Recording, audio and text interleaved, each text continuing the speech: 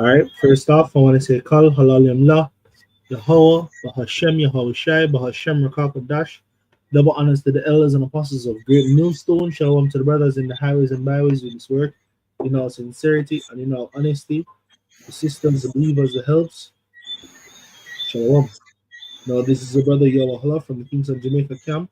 With me, I have the brother. Zach. Right. And we just want to do a lesson basically on the topic how the economy failed so easily. You understand me? And this is a part of this video we have here. We want to bring up on the 2008 financial crisis, explain it a little more, isn't it? And bring up precepts and prophecy, isn't it? And how economic collapse or failure is yet to come. One of the biggest ones in history is yet to come. You see me? I want to cover a little bit of that. You see me? Go ahead, bro. First scripture more cry aloud. Oh, so I can get it. All right, this is Isaiah 58:1. It says, "Cry aloud, spare not, lift up thy voice like a trumpet, and shew my people their transgression, and the house of Jacob their sins." Exactly, because we come out here for telling you the folly, for telling you the wickedness, you see me? And come and proclaim these things from the scriptures to you, you see me? Warning you of the impending danger if you don't turn back, what is going to happen, you see me? And the things that are going to befall on the earth that you can't escape. And a part of this is an economic failure. You understand me? Something you really can't escape, something you really can't go around. It is planned and designed. And ultimately, it'll catch you, people, yo. You understand me? So what the Lord do? Him set up them prophets and send them forth to prophesy these things and warn you of the impending doom. You understand me? Quick one. Go ahead. 2 Ezra 15:1. Behold, speak thou in the ears of my people the words of prophecy, which I'll put in thy mouth, said the Lord. Exactly. You see me? How him put these scriptures, yo, the understanding of these scripture. How we do. You see me? We're not take with candle, you see me, and light it under a bush. No, we'll go and shine it so the whole world can see. How we do this? By doing lessons, by standing in the highways and byways, you see me, by doing the diligent research upon what's happening currently and matching it back to scriptures. And this is what we constantly do to warn you people about the things that are happening that will lead up to a time of no return. Zoom in, go ahead. Yeah, man, that was it. You can. All right, so we want to get into this video now. Hopefully it can highlight or explain a little better of how things happened back then, and we can show you how it's happening now. The build-up of it, the crisis being made. Welcome to Crash Course Economics. My name is Jacob Cliff. You hear, bro? Yeah, the order was there. Okay, I think I crack it across. What that's the stuff. You're good. Oh. And I'm Adrienne Hill. And today we're going to do something a little different. We're going to explore one moment in history in depth. We're going to talk about how the 2008 financial crisis happened and the government response to it in the United States. So let's get started.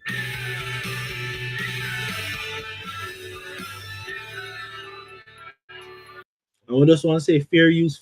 We're not make no money off of this or nothing. It's made just for educational purposes. The 2008 financial crisis was a big deal. Ben Bernanke said it could have resulted in a 1930-style global financial and economic meltdown with catastrophic implications. But what happened? Why did it happen? And why aren't we all huddled around burning trash cans, forming a raiding party to go steal gas from other tribes in the wasteland? By the way, if you're actually doing that, you probably didn't hear we survived the financial crisis. Things got better. Seriously, put down your crossbows. To explain what happened, first we have to do a quick explainer about mortgages. And you might already know this, but basically someone that wants to buy a house will often borrow hundreds of thousands of dollars from a bank. In return, the bank gets a piece of paper called a mortgage. Every month, the homeowner has to pay back a portion of the principal plus interest to whomever holds the piece of paper. If they stop paying, that's called a default, and whomever holds that piece of paper gets the house. The reason I'm saying whomever holds the paper rather than the bank is because the bank, the original lender, often sells that mortgage to some third party. And the reason I say often is because this happens all the time. I've had my house for 9 months and 3 different banks have had the mortgage. Traditionally, it was pretty hard to get a mortgage if you had bad credit or didn't have a steady job. Lenders just didn't want to take the risk that you might default on your loan. But all that started to change in the 2000s. And before we go further, a quick aside here. The story gets complicated fast, and it's a fascinating story, but we're trying to keep it relatively simple. So I've asked Stan if we could put some additional resources in the YouTube description. And Stan said yes. Thanks, Stan. Anyway, back to our story. In the 2000s, investors in the US and abroad looking for a low-risk, high-return investment started throwing their money at the US housing market. The thinking was they could get a better return from the interest rates homeowners paid on mortgages than they could by investing in things like US Treasury bonds, which were paying very, very low interest. But big money global investors didn't want to just buy up my mortgage and Stan's mortgage. It's too much hassle to deal with us as individuals. I mean, we're pains. Instead, they bought investments called mortgage-backed securities. Mortgage-backed securities are created when large financial institutions securitize mortgages. Basically, they buy up thousands of individual mortgages, bundle them together, and sell shares of that pool to investors. Investors gobbled these mortgage-backed securities up. Again, they paid a higher rate of return than investors could get in other places, and they looked like really safe bets. For one, home prices were going up and up, so lenders thought, worst case scenario, the borrower defaults on the mortgage, we can just sell the house for more money. At the same time, credit ratings agencies were telling investors these mortgage-backed securities were safe investments. They gave a lot of these mortgage-backed securities AAA ratings, the best of the best. And back when mortgages were only for borrowers with good credit, mortgage debt was a good investment. Anyway, investors were desperate to buy more and more and more of these securities. So lenders did their best to help create more of them. But to create more of them, they needed more mortgages. So lenders loosened their standards and made loans to people with low income and poor credit. You'll hear these called subprime mortgages. Eventually, some institutions even started using what are called predatory lending practices to generate mortgages. They made loans without verifying income and offered absurd adjustable rate mortgages with payments people could afford at first, but quickly ballooned beyond their means. But these new subprime lending practices were brand new. That meant credit rating agencies could still point to historical data that indicated mortgage debt was a safe bet. But it wasn't. These investments were becoming less and less safe all the time. But investors trusted the ratings and kept pouring in their money. Traders also started selling an even riskier product called collateralized debt obligations, or CDOs. And again, some of these investments were given the highest credit ratings from the ratings agencies, even though many of them were made up of these incredibly risky loans. While the investors and traders and bankers were throwing money into the US housing market, the price of homes in the US was going up and up and up. The new lax lending requirements and low interest rates drove housing prices higher, which only made the mortgage-backed securities and CDOs seem like an even better investment. If the borrowers defaulted, the bank would still have this super valuable house, right? No, wrong. Let's go to the thought bubble. Actually, let's go to the housing bubble. You remember bubbles, right? Rapid price increases driven by irrational decisions. Well, this was a bubble, and bubbles have an annoying tendency to burst. And this one did. People just couldn't pay for their incredibly expensive houses or keep up with their ballooning mortgage payments. Borrowers started defaulting, which put more houses back on the market for sale.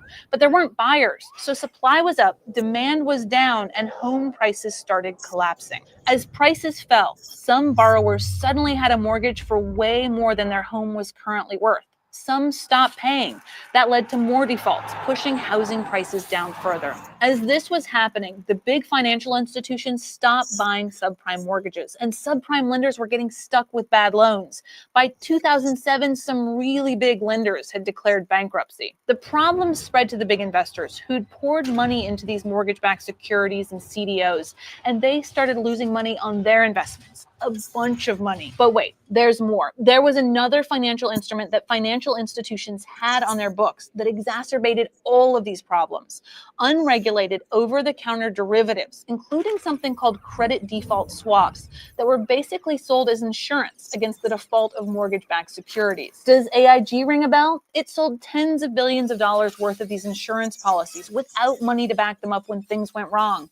And as we mentioned, things went terribly wrong. These credit default swaps were also turned into other securities that essentially allowed traders to bet huge amounts of money on whether the values of mortgage securities would go up or down. All these bets, these financial instruments resulted in an incredibly complicated web of assets, liabilities, and risks, so that when things started going bad, they went bad for the entire financial system. Thanks, Thought Bubble. Some major financial players declared bankruptcy, like Lehman Brothers. Others were forced into mergers or needed to be bailed out by the government. No one knew exactly how bad the balance sheets at some of these financial institutions really were.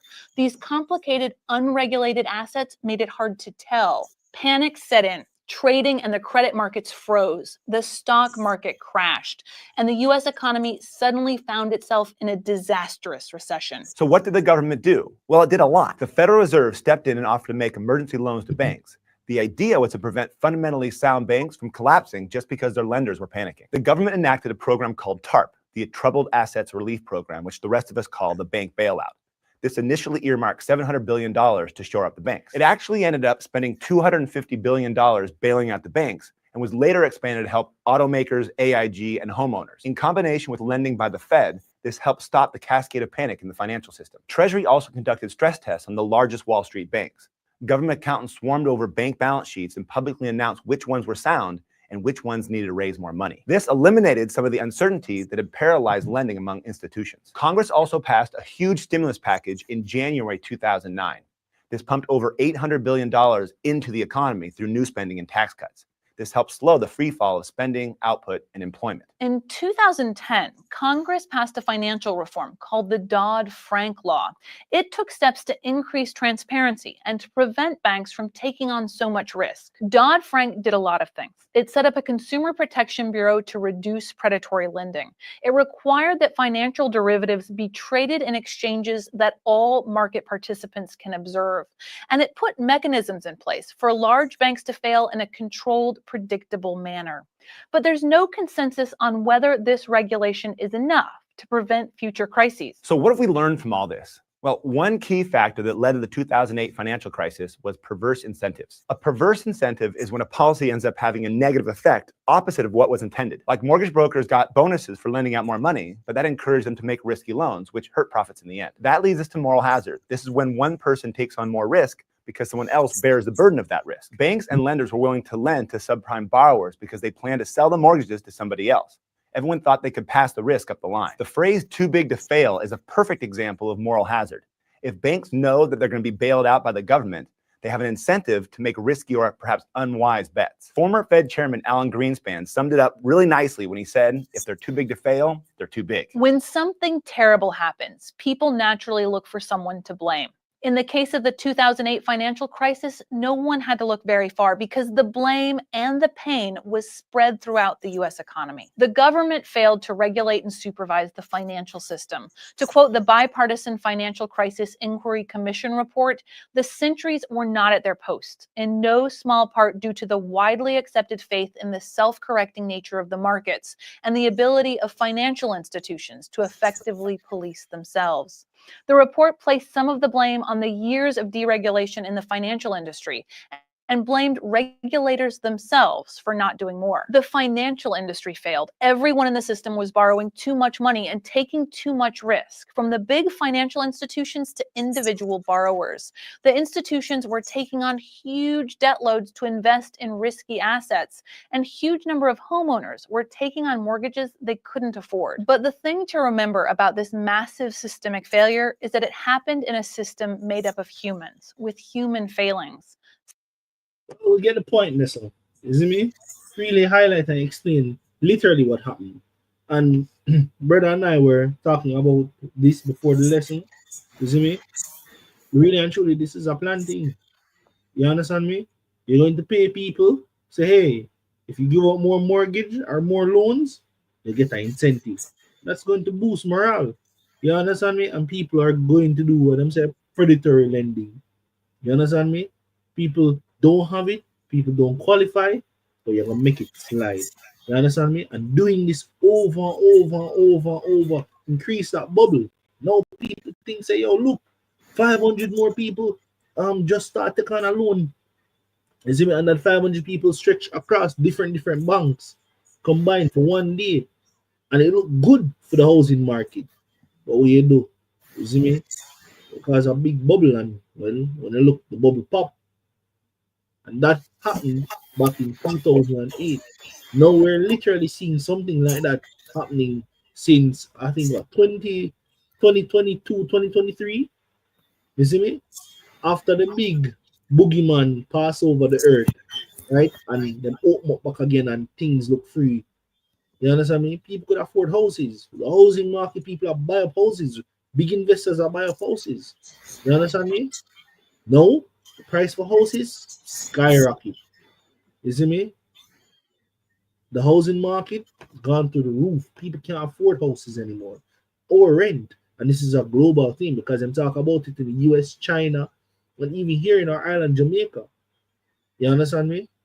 And these are the things we're showing you. Look, the same thing happened back then is going to happen again. I think that was just a test run. I said the government can bail them out. You understand me? This is something that they can do and it actually works. You understand? Go ahead, bro. It's 1 Thessalonians 5, verse 3. For when they shall say, peace and safety, then sudden destruction cometh upon them, as travail upon a woman with child, and they shall not escape. Exactly, because when you think say yo, all is good, you see me? You can go and see if you buy a house, but just talk to a real estate investor. You see me? Hopefully, we can grab this and you think say all is good, and then all of a sudden you hear something in the news, something happened, the housing market collapse. You see me? The US dollar fell because the US dollar is the world reserve currency. Once that fell, a lot of economy, a lot of countries riding on that, They have a lot of US bonds stored up. And when that collapse, everything is going to collapse. And it's something where you can prevent, and it's something where you can hinder, and it's something where you can sidestep. It is going to happen. You see me? This is something that they have planned, something where they're having in the pipeline. It worked for them back in 2008. We're going to stop it now. And they have a whole lot more factors to put into play. Go ahead, bro. I'm gonna just get the history of it actually, because it take place already. Yep. And what basically take place is that the economy is built on debt. It's a debt-based economy, and with that, then eventually, the older you can kick the cause is those quantitative easing, where you borrow more money for pay back money, upon interest will always increasing that can never pay off. The whole fractional reserve banking system is just robbery. It says Scripture say war to the bloody city is built on. Let me see if we can get that, which is even with Israel, but Esau take over now. Yep. Right. See if we can just get it real quick. Nahum chapter 3:1 says, woe to the bloody city, it is full of lies and robberies.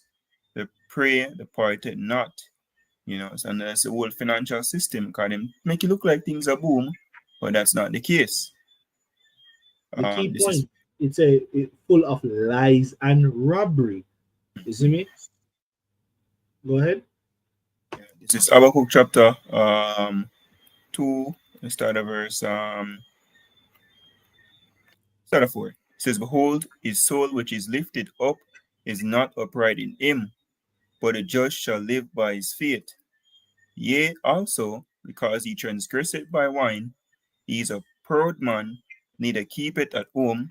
When enlarged is desire as hell, and is as death, and cannot be satisfied, but gathereth unto him all nations, and heapeth unto him all people.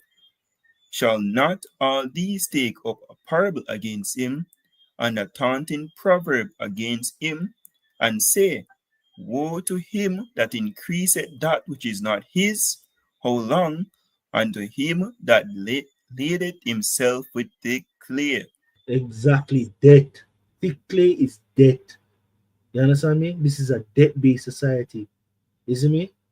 The perfect example was them. They highlighted the fact that when you get your mortgage and the bank has your mortgage is basically a debt note, you know.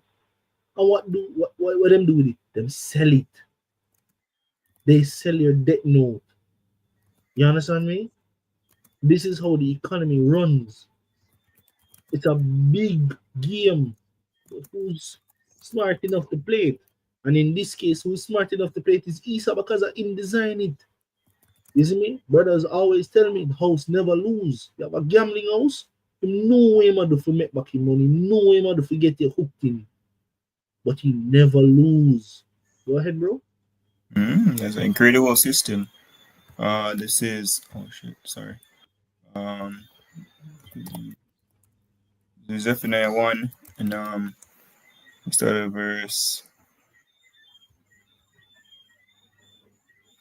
Let's start at 17. It says, "And I will bring distress upon men, that they shall walk like blind men, because they have sinned against the Lord, and their blood shall be poured out as dung, and their flesh as a dung.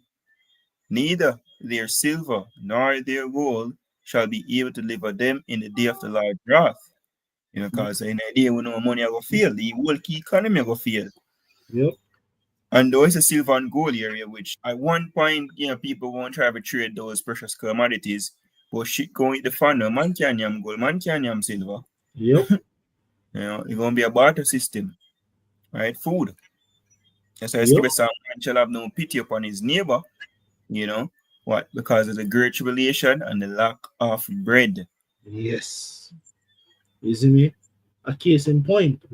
The brother mentioned say, oh, this did happen in a society already. You see me? Biblically, we're not talking society where we live in and now. This has happened in history in the Bible. You see me? That's how Which is ancient history. Exactly, and that's how confidently I tell you, say, yo, this is prophecy being fulfilled or play out all over again. History repeating itself. You see me? Which you can bring from the scripture again. Go ahead, bro. This is Genesis 47:15. It said, and you have to read the history if you know what take place. The most bring a drought upon the land, right? Mesopotamians, them sections about then, and basically people couldn't harvest plants and so forth for a minute. So this is Genesis 47. That minute was what, 7 years? Is it? Yeah. And today's society, nobody has ever witnessed a year of famine and drought, let alone 7. Go ahead. All right, it's Genesis 47, start 14. And Joseph gathered up all the money that was found in the land of Egypt, and the sweater about silver and gold, and in the land of Canaan, for the corn which they bought. And Joseph brought the money into Pharaoh's house. So at one point, oh yeah, man, yeah. And at this point, this is Joseph, like the president today, anointed by appointed, same difference, by the Pharaoh, because he could interpret the dream through the spirit and power of about Shemir Shai. But when the drought started hit, and people can find food, regularly, Joseph they already, stock up right in Egypt on behalf of the Pharaoh. So people know from all walks of life, including even his siblings, they are purchased grains from Egypt. So every money them have, they just carry it and purchase the grains and they need to survive. Verse 15. And when money failed in the land of Egypt and in the land of Canaan, all the Egyptians came unto Joseph and said, Give us bread, for why should we die in thy presence? For money faileth. And a lot of people think that money can't fail, but we see where inflation is licking countries everywhere you go. Even the US, hyperinflation, a kick in. Jamaica, even with the whole housing crisis thing, that will take place. You think the society a boom, but actually, things that get so-called more expensive because the currency is failing. Salakia, I think Zimbabwe is a prime example. Argentina get licked by hyperinflation right now too. Yeah, You know, and but Brazil. Zimbabwe is a perfect example. Sri Lanka is a failed state. Yep. This is Ecclesiastes chapter 1, verse 9. It says, the thing that had been, it is that which shall be, and that which is done is that which shall be done, and there is no new thing under the sun. Exactly. You see me? People fail to understand. When people think about Egypt, them think about this little place with one pyramid and so on. You know, some people were talk about them are Egyptians. So people don't understand how great Egypt was, you know. It was a whole society for itself. Like how you have the country America, you see me? Egypt was vast, big, you see me? So imagine how Egypt, the money feel back then. You think America got escape this? And remember, as I mentioned before, the US dollar is a world reserve currency. And if the It's a US fiat, which is fiat. Mm. But then in Egypt, them actually have money. And funny thing, Rome fall because that's one of the reasons why Rome fall as well. Them expand so much. And at one point, you know, they have the dinar, believe that they call, and them it used to be gold. But afterwards, them start plate it with gold because of the expansion of the Roman Empire and the military. And the same difference in America. They are so, which is the world reserve currency, they are so spanned all over that, you know, them need to spend. And by spending, they need to print more money.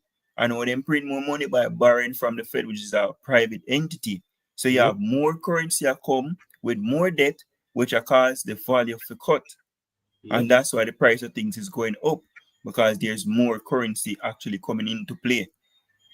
Yep, and they stretch their resources thin. You see me? History show you say them even the money them start to put cause they use actual silver and them start to plating with copper and then them start put I think wood in it with silver coating and so over it. So more and more the money become lesser value. You understand me? Isn't that inflation? You see me? Where more and more money in circulation is becoming less of value because the price of goods is going up. It's the same thing happening over again. And we see countless of times where society or kingdoms fall because of this. The Roman Empire is a prime example. Aren't we now in the second leg of the Roman Empire? And they're doing the same thing again. Again, this is all planned. Economy it's repeating itself. Yeah. Because you know that, and that's the plan, because the plan is to basically collapse the society to come forward with a new digital system when they want to set up here. No man shall buy or sell here without the mark. So yeah, though Egypt or this world economy seems to be failing, it is all designed. You know, the elites them played the pull the string. So yeah, we know say America fall. Yeah, we know say them a use world hegemony. Skipper said the armor the herd is broken. But at the end of the day, the elites them pull the string behind it. And the most I pull the elite string them. So everything is staged. But we're just here to tell you the prophecy that hey, the society we are trusting so much here. That's why Yahushua, when he was on the earth, him tell with this in Matthew chapter 6 and verse 19. He says, yeah, lay not up for yourself treasures upon earth, where moth and rust do corrupt, and where thieves break through and steal. And because of an idea of, Esau control this economy, and him said it for basically get destroyed. And the more the currency inflate or devalue, and the more you lose. That's why Scripture speaks about you work so little and carrying nothing. Yep. If you're among the bank your way save for much in years, the longer you're there, the less value it have. So it makes sense. Yes. Not true wealth. That's the price of gold.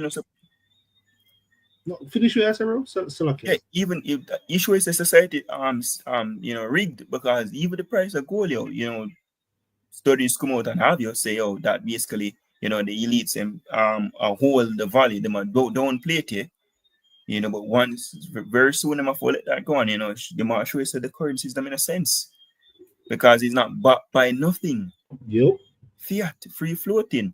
And basically what takes place right now is just the trust that people have, you know, in these currencies and that about to, you know, go through the window. As made the quote, the Ecclesiastes 12, we can get that as well. Yep. Start at 1. Ecclesiastes 12, start at 1. It says, remember now thy creator in the days of thy youth, while the evil days come not, nor the years draw nigh, when thou shalt say, I have no pleasure in them, while the sun, or the light, or the moon, or the stars be not darkened, nor the clouds return after the rain. In the day when the keepers of the oath shall tremble, and the strong men shall bow themselves, and the grinders cease because they are few, and those that look out the windows be darkened. Exactly. So turn to the Lord now. Seek him from early before these distress come upon the earth. Because you're going to have a time. You see me? Because they say, oh, and the keepers of the house refer back to what you call them again? Economists. Economists, you see me? And those men are the men who look to how the structure of the economy run and can tell you how things are going if this will go up or down. You see me? And when it's a repeat upon the keepers of the house shall what? It says, let's read back to 3. It says, in the day when the keepers of the house shall tremble, and the strong men shall bow themselves, and the grinders cease because they are few, and those that look out the windows be darkened. Exactly, because them realize say, yo, the economic future, what we are looked on, we look dark, and there's nothing we can do. You see me? A prime example, you see a tsunami come, you can't turn back that. You can't stop that. You see me? The most you can do is brace yourself and find shelter or cover and prepare for it. That's exactly what is going to happen, you know. You see me? And there's going to be a time where them are look and them are going to bug out. Them are going to tell us, yo, there's nothing we can do, and them themselves are going to look shelter or brace themselves for what is going to come. Because Esau planned to shut down the grid, to start his new system. We move from this fiat currency, and we move to digital. You understand me?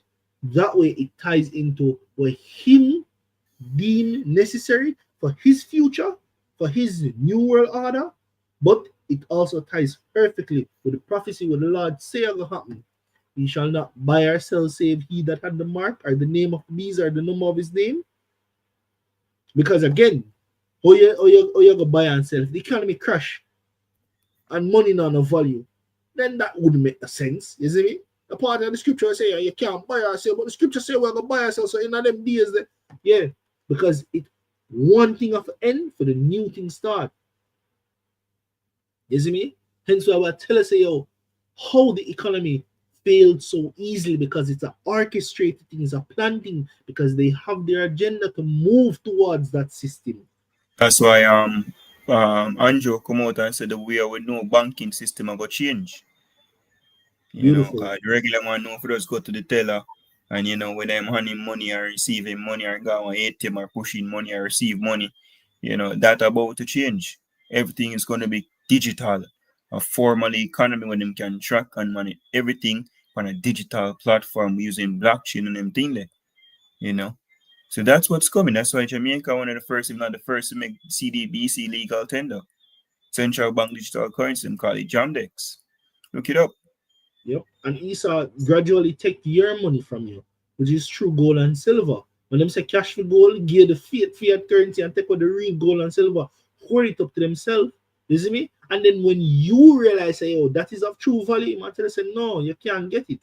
Because the society or the system that we're moving to, you get me? You're not going to need that. You're not going to use that. You need to use what we give use. Yeah? Year 2030, you own nothing unhappy. You know what I'm saying? You're not going to own nothing. Everything is a subscription based on the base of your credit. Or even if you have a job, because Elon Musk, government efficiency, that man come to the point like, you must say, them at one point, them have to acknowledge that people have to get universal basic income. just a little money to make you, keep alive, which going to be on your social credit score because the society will know that'll be a thing of the past. Yep. It just as well watch futuristic movies, people off the grid and people are part of society. That's what's coming. In order to be a part of society, you have to take that chip. That's what I still tell you.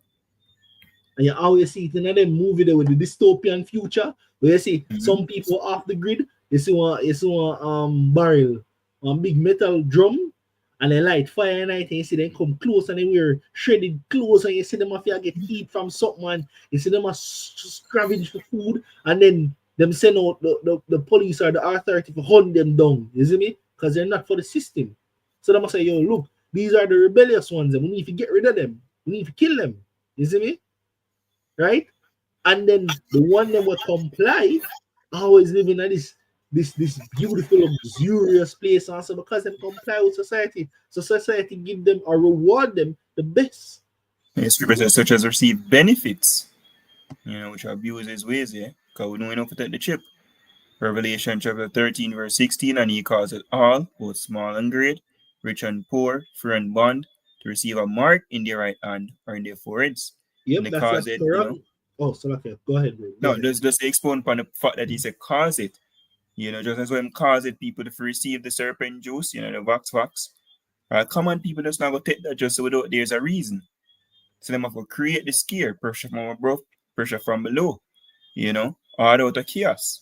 Them going to create the chaos, create the reason, economic collapse, things that break down. How can we structure things better, build back better? And then go and push what? The chip. That's going to be the new way of basically, be a part of society, get things better. You can buy and sell. You can basically go work. You can earn money.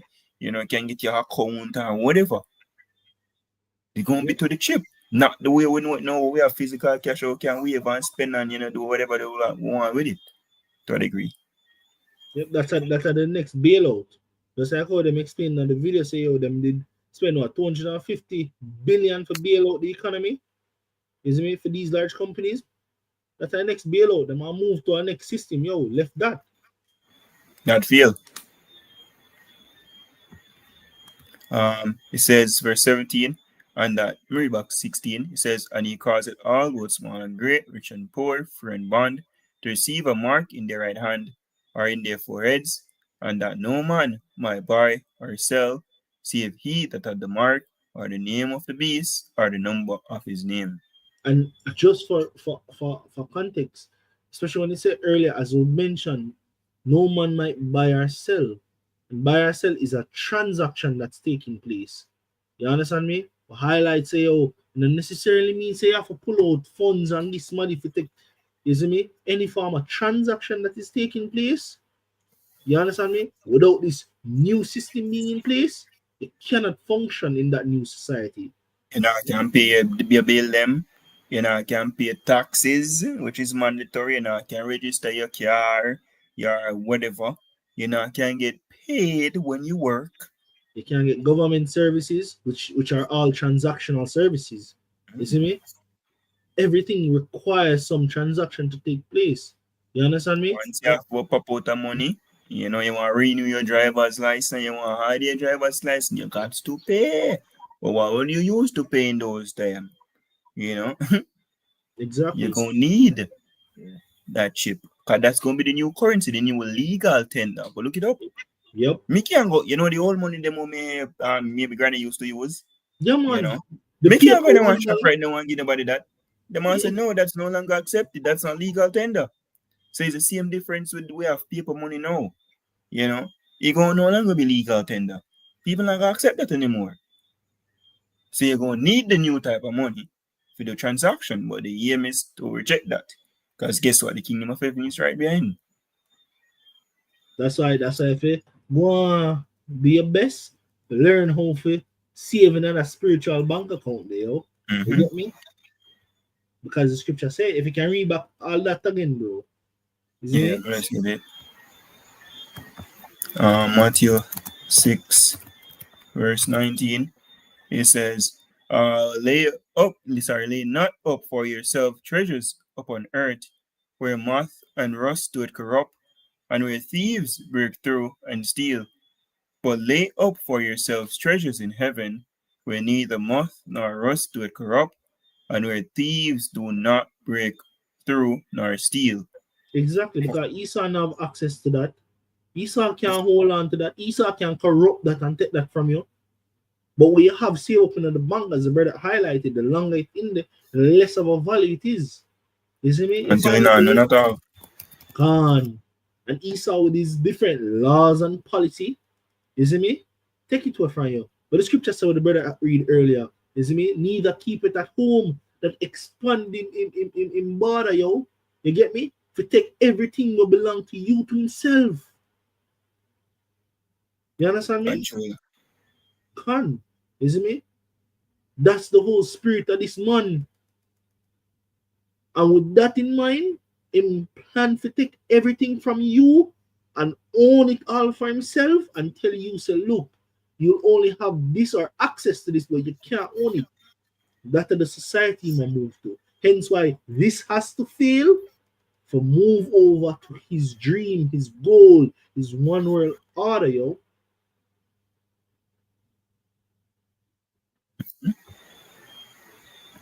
And that won't be still, bro. All right, cool. So with that, we hope that this lesson was edifying. I want to say, Kal Halal Yamla, Yahweh, Bahashem Yahushai, Bahashem Rakapadash. Double honors to the elders and apostles of Great Millstone. Shalom to the brothers in the highways and byways doing this work in all sincerity and in all honesty. The sisters, the believers, the helps. Shalom. No.